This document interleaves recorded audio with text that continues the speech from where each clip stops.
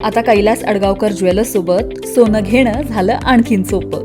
Making चार्जेसवर तब्बल 50% सूट. मर्यादित कालावधीसाठी नक्कीच भेट द्या.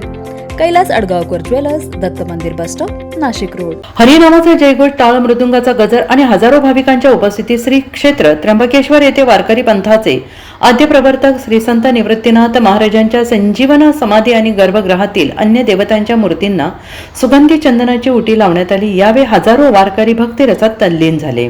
भूतलावरील सजीव सृष्टीप्रमाणे देवालाही वैशाखाचा दाह सुसह्य व्हावा या भक्ती भावनेतून चैत्र वद्य एकादशीला श्री संत निवृत्तीनाथ महाराजांची संजीवन समाधी आणि मंदिराच्या गर्भगृहातील विठ्ठल रुक्मिणी आदिशक्ती मुक्ताबाई यांच्या मूर्तींना चंदनाच्या उटीचे पारंपरिक पद्धतीने लेपन करण्यात येते.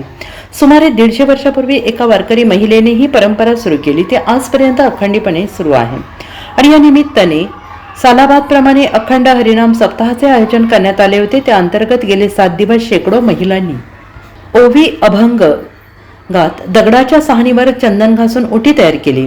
दुपारी ठीक 2 वाजता टाळ मृदुंगाच्या साथीने अभंग गात संजीवन समाधी आणि इतर देवतांना उटी लावण्यास प्रारंभ करण्यात आला. यावेळी हरिनामाच्या जयघोषाने मंदिर परिसर दणाणून गेला. त्यानंतर देवांना नवीन पोशाख करून साज शृंगार करण्यात आला.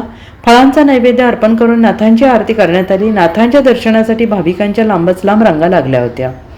जवळपास 50,000 पेक्षा अधिक भाविक नगरीत दाखल झालेले आहेत. रात्री 11 वाजता समाधीची विधिवत पूजा करून देवतांना लावलेली उटी उतरवण्यात येईल आणि ती टिपांमध्ये कालवून भाविकांना प्रसाद रूपी वाटण्यात येईल.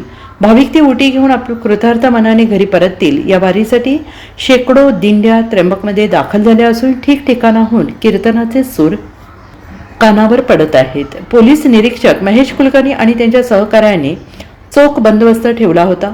NCN न्यूज साठी प्रतिनिधी रवींद्र धारणे, त्र्यंबकेश्वर.